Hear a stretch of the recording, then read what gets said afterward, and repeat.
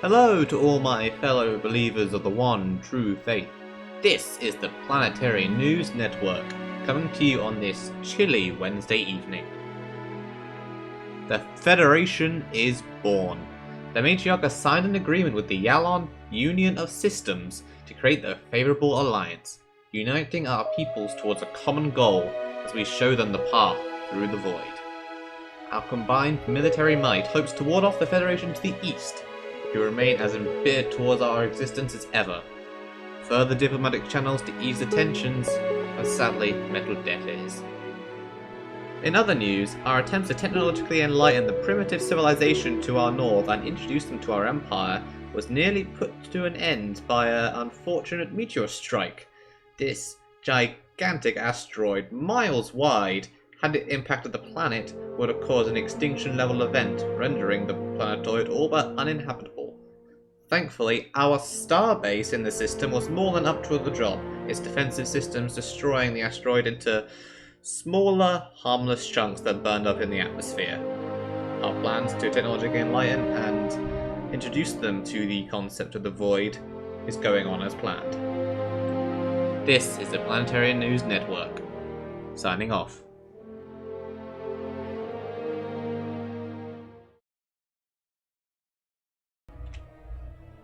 Hi guys, Tom from Project D here, and welcome back to Stellaris by our Covenant's Light. Last time, if you actually watched the series, we made a federation with the Yalon Union of Systems, and they're breaking research agreements. Good. Oh, as well as, finding the rest of the galaxy's empires. We have pretty much full visual, with the exception of, I think, a couple of marauders. Oh, there's one over there, and then there's the Fallen Empires. One there, one over there, and then one over here. Oh, and then fourth one there. Yep, so all four Fallen Empires, one out of three Marauders. And this time we are continuing to expand our borders, and we're getting borders open.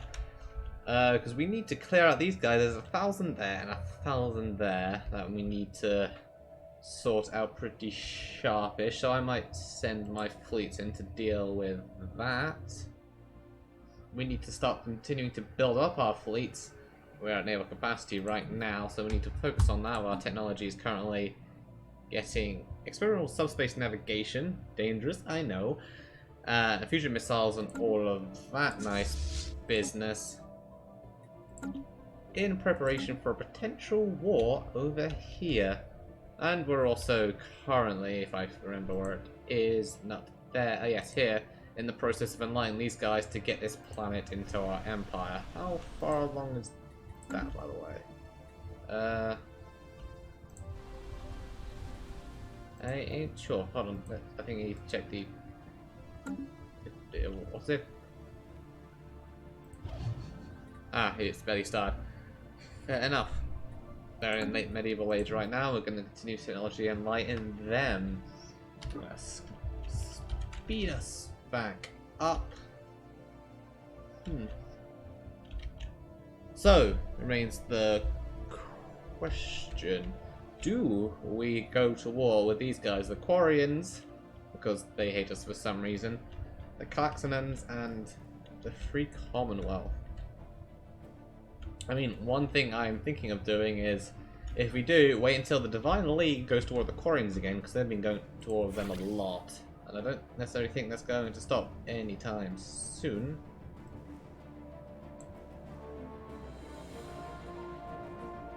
Are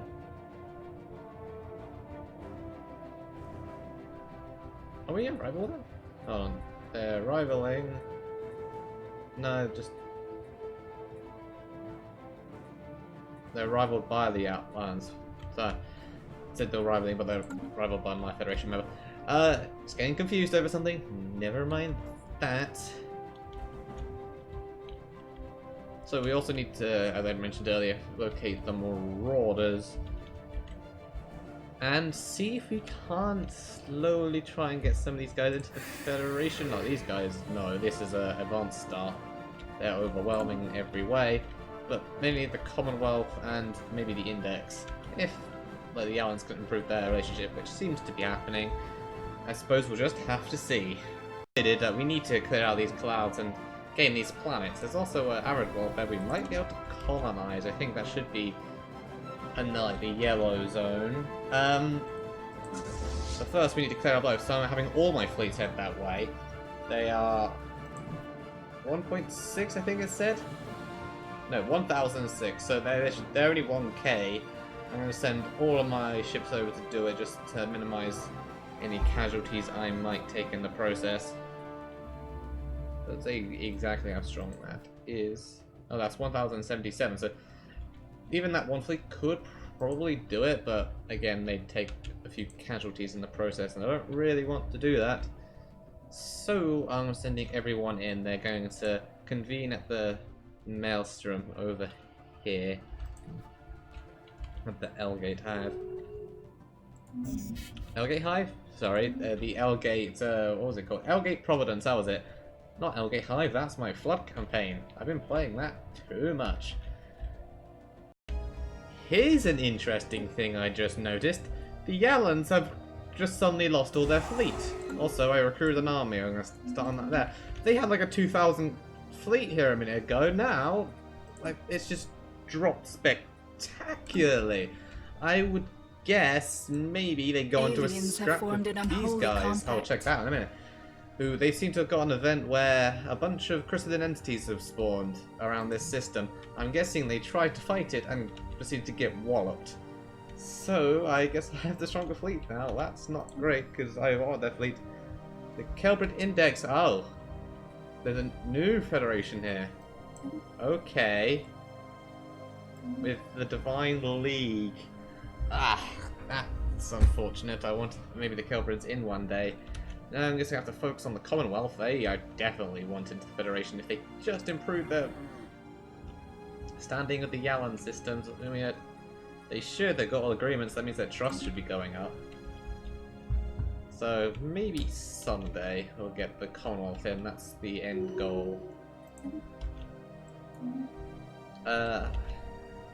In the meantime, I have two of my fleets in position, ready to go in, but I'm waiting for the third fleet, the Assault Voidwings, to go in, because they have the destroyers, so I really want my big bruising ships to be ready to lend assistance. Recycling campaign. I'm tempted to get my consumer goods up again, but I shouldn't need to, because one more there. Yeah, one more pop on this planet and I'll be able to make myself a new civilian industries building. So I don't really want to jump the gun on that one. Transport fleet. You will be just the transport void wings, I guess. Transport void wings. You don't need to jump well, for now. I'll save that until I actually need it. For now, just one.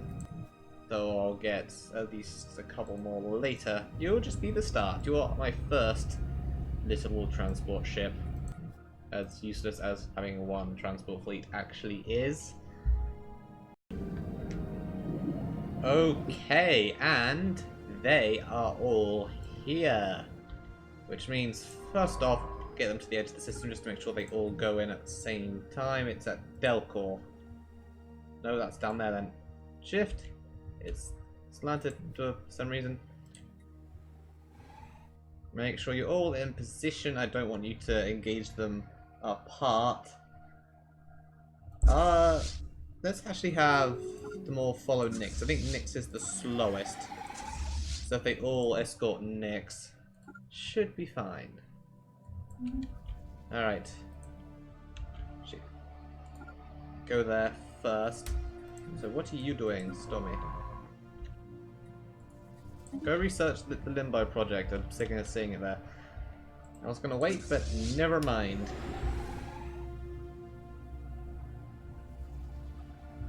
Three, two, one, go. Alright. Here they come. He's coming for us. Come on, lads. Be ready. Heretic fleet engaged. Something has just occurred to me. We're a pacifist empire. Our ethics are currently, if we look at the screen, xenophile, pacifist, spiritualist. Now, being pacifist is all well and good. It's all about, being friendly and making friends and building up. But the issue with that is we haven't had a lot of space to do that. We've been surrounded by quite a few empires and stifled from the start. Several of the people around us, like the Commonwealth and the Index, didn't want to join a federation with us because we were too pacifistic. In this case, and the way this game has gone so far, being a pacifistic empire hasn't really worked out for us. If anything, it's been a bit of a millstone around our necks. So, what I'm thinking here, we have an egalitarian empire. And they have 25% of support. They have more support than the National Prosperity Party. They are the second most supported ethos I currently have. I'm not very high approval, but that could change. Especially if I embrace them. Now, could I embrace this faction and replace it with what was my pacifist ethos? Could I swap these around, like get rid of the pacifist trait and replace it with egalitarian? Because egalitarian is still a good one. That's very much like equality, etc, etc, etc. And it could actually be more beneficial to us in this situation, in making alliances and maybe getting the Commonwealth in to the Federation, for example. It could have a lot of benefits down the line. Now, I've never actually done this before in Stellaris, so I've never had to do this. So, if I embrace a faction, which I will when I have 65 more influence, it's going to cost 500. It's going to be expensive, so I'm going to have to check how long Capacity Overload is going to last, if I need to wait until the next one, or if I just need to bite the bullet and take some negative energy for a while. I will have to decide that carefully. But can I choose which one of these I replace it with? Because if so, that might be a very good thing to do. If I don't, if it's going to replace a random one, or if it replaces the... And if it replaces the lowest, it would be easily be passives anyway. But if it's one of these at random, which I hope it's not, that wouldn't be great at all. That would, because I want to keep Xenophile, I want to keep Spiritualist. Those are pretty much the defining traits. The pacifistic ethos for this empire and this storyline came about because they had a bunch of wars and they came out of this, found spiritual enlightenment, and they became pacifistic. They wanted to make friends. However, in the 67 years they've been out here, they're surrounded by enemies. They've got the Tuxton Council over here, and then they've got this empire, this enemy empire, the Condyne Intent. They have been particularly aggressive ever since we first met the Galactanans. They've hated us from the start. So, maybe we want to go and teach them a lesson. To do that, we're also going to want a stronger military presence. The question is, can I do it while making sure I replace the pacifist ethos with egalitarian? Alternatively, I've also just realized I could, instead of having 3 ethos, I could just go to 2. If I embrace either spiritualist or xenophile, I will, in fact, become a fanatic in one of those, and yeah, actually, if I make them instead a fanatic spiritualist empire, that would also have the ability to convert anyone I go to war with to my religion. Now that would actually fit in with the Empire crafted here, because they are very spiritualist. They very much believe that they have the universe figured out and they want to spread to everyone. So, initially starting off, so think of it this way, they initially start off pacifist. They are very keen on making friends with everyone. They're pacifist, xenophile, spiritualists. They want to spread peace and love and all that. But surrounded by so many enemies, 1, 2, 3, 4 hostile empires, very close to their borders, having their growth stifled so much in the beginning, because this, let's face it, my spawn here wasn't the luckiest. Look how much the Union had managed to grab. I had to kind of cheat my way through the Commonwealth to grab these systems. I was not given a great hand to start off with. So, for my continued viability in this scenario, would it not make sense for the Covenant to become even more determined to spread their beliefs? To kind of stop being necessarily pacifist, still peaceful, still be xenophiles, they still want to make friends, but a little more prepared to combat the enemies at their border and make sure they understand the void. Now, is it entirely moral, this plan of mine?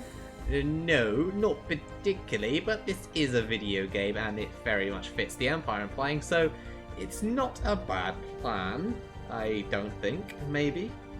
Sort of. Also, on that note, I have just grabbed myself a new tradition, so what do I want?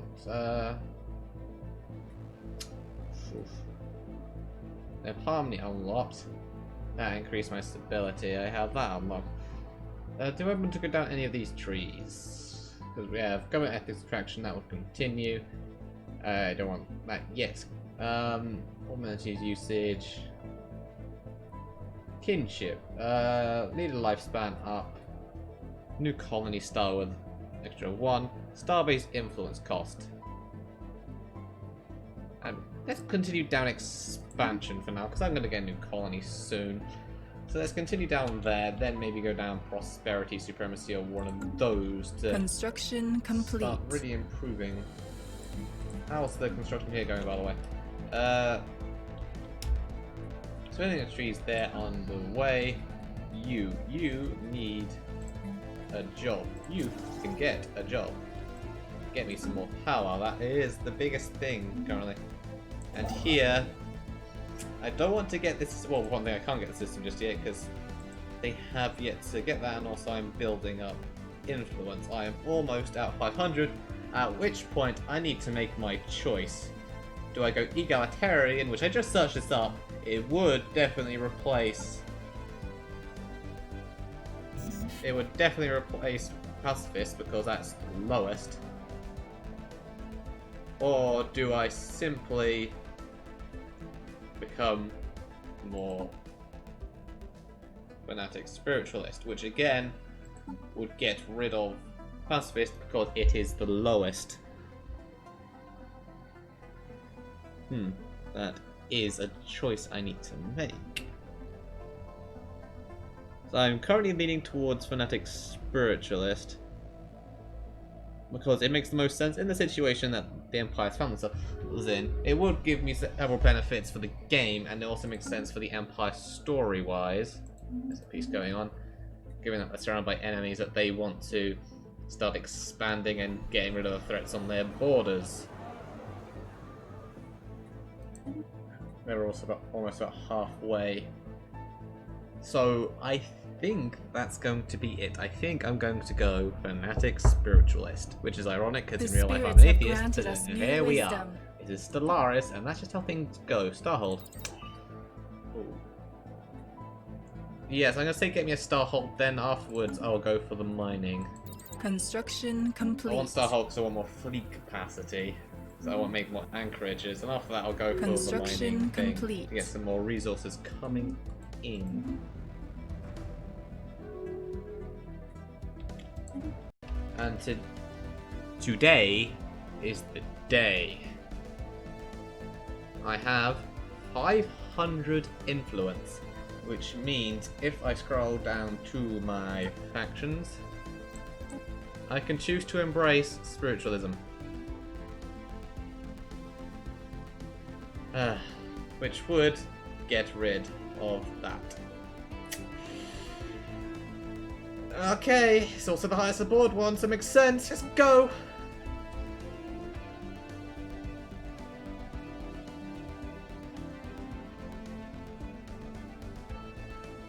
Approval's up 80%.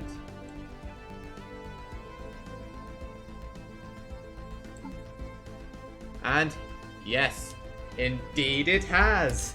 We are now a fanatic spiritualist xenophile. There we go. With our... Oh, yeah, I've still got the Market Nexus. Stellar Drain. Recently embraced faction. Yes, here we are. We are no longer pacifistic. When the month ticks over, we'll see if that affects anything else. First of all, if I go to policies, unrestricted wars, yes. We can now go to war whenever the hell we please.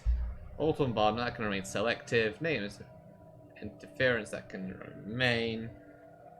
Land appropriation prohibited. First contact protocol peaceful. Everything else can probably remain the same. Yeah. Everything else remains exactly as it was. But looking at that, 70% approval of them, 60% approval with them, 35% and only 10% with the egalitarians. But that it's fine. Everyone else has higher and it will improve. So when the month ticks over, we'll see how much that affects things ultimately. I am going to dip in power for a little while when capacity overload wears off next year. But I'm going to start saving on influence for a little while to get that back. And then get that other system. And then obviously I have to start staking some claims over here. Because I'm not going to do it yet, but I can now conquer them. Make them tributary as well.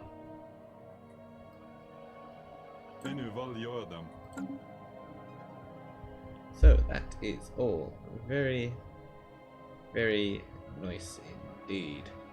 Pretty sure I can also impart the beliefs on them in certain circumstances, but for the time being, that's an improvement. Months ticked over. Particularly changed here, though just some influence, I guess. That is fine with me. I'm going to start building up my fleet some more. And I can invite them to the Federation instantly. I can invite the Commonwealth to the Federation. Was this a good plan? This was a good plan. Let's do it. We have just increased our Federation. Our power has improved, and I bet we could have got the index in maybe. But even though they're robots, we were alright with them. Oh well, as it is. Can't really do anything about that anymore, but we have these guys and we can see what they have. 2,000 there, 1,000 there, 1,000 there. They are, yeah. They have plenty in the way. They are superior to me, which means they will also lend their vessels to me in a war. Look how much space they had to go down. Lucky bastards that they were.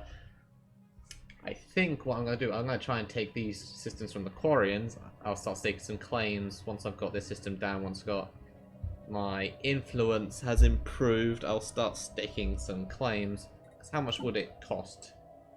It would cost 40. 40 per... Well, 40, 80, it's further away, but that first one would cost 40. They're not that expensive, but it's something I'm going to have to do. Unless I remain the positive energy, at which point I might stave off that for a little while, but we'll see. Capacity overload has expired and we are on -8. Oh dear. That is not good for me. You, however, how long until you get a new one? 2.6 a month. Alright, when you do, we're going to want another generator district there. You still have another... Oh, a clerk coming in. Treat a clerk. Yeah, we're going to have to focus on energy for the time being. More clerks, god damn it.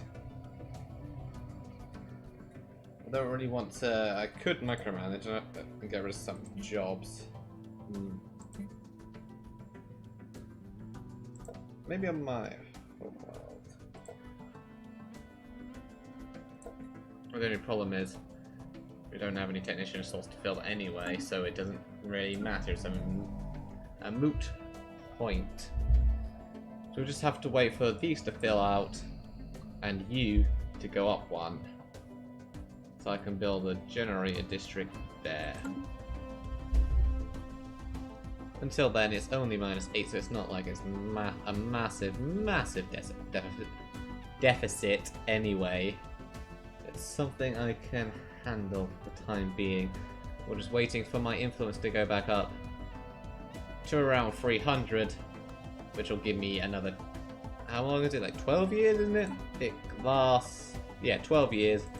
At which point I can use my influence to start placing down claims, grab that system, colonize that system, and likewise continue on everywhere else. How long have I got to wait? 12 months until we get Cloud Lightning, so I'll be able to do that. 83 months to unlock Star Holds. My first one update will be the Turi. I'll get a couple more anchorages down there. I'm also researching in 52 months Fleet Doctrine. Actually, that will appear first anyway, so I'll get a couple of extra ships from that. That's always a good thing to see. I have my science ship going down to grab in Limbo, finally. Over halfway to getting these guys. They'll rise up. What's in that system anyway? No power, I think. This is just some science, some minerals. They'll become a tributary for a while. That's what I'll make of them if I can. Otherwise, just a vassal. And then when they're ready, I will, and I have the influence, I'll introduce them formally into the Empire and I'll gain control of the planet. That's what I want to do. I, in a system, colonize this planet as quickly as I can, start shoving down some buildings, and then, when the time is right, I want to take Delaga's Spring, which I can't really see what's on it right now, aside from that it's a newish planet. It's got 10 pops on it. Can't really see what the army is like right now, but I can build some more if I have to. I want to take all of these systems as much as possible, at least a couple of them. Like, priority would be these 3. See if I can maybe invite the League and such into the war, and whoever else I can into the war. Really start weakening this Federation. Maybe break it up if I can. And see where things go from there. Because they're the biggest threat right now. And they're the one I can take on, like the Council, who are an advanced start, who are just overwhelming in every single way. And xenophobic as well. At least the pacifists that are unlikely to declare war. There's always a silver lining. Limbo. The vault is a tomb for hopeful immortals.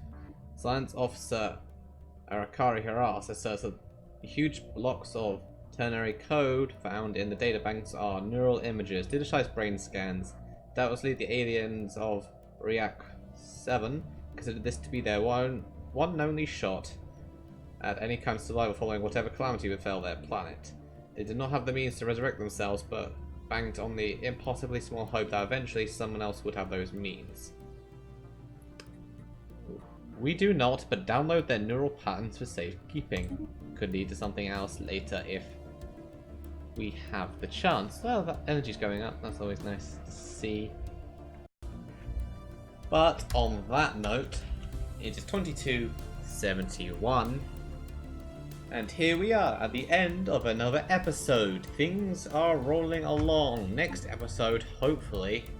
I mean, we're 1 month away from Cloud Lightning, so that'll be a nice boost to my ship power. Hopefully. We'll see how that pans out. Neo capacity coming along. Next episode, we will be increasing our fleet power as much as possible in preparation for the war against the Federation. Specifically, grabbing this territory from Quarians, rendering them to that, maybe invite the League to take what's left, and then maybe after that focusing our attention on the Klaxon state. If we can push them back and weaken them, then they won't be quite as much of a threat to us in the future. Because right now, they are a big threat, and they are also on a war with these people. So they are distracted right now.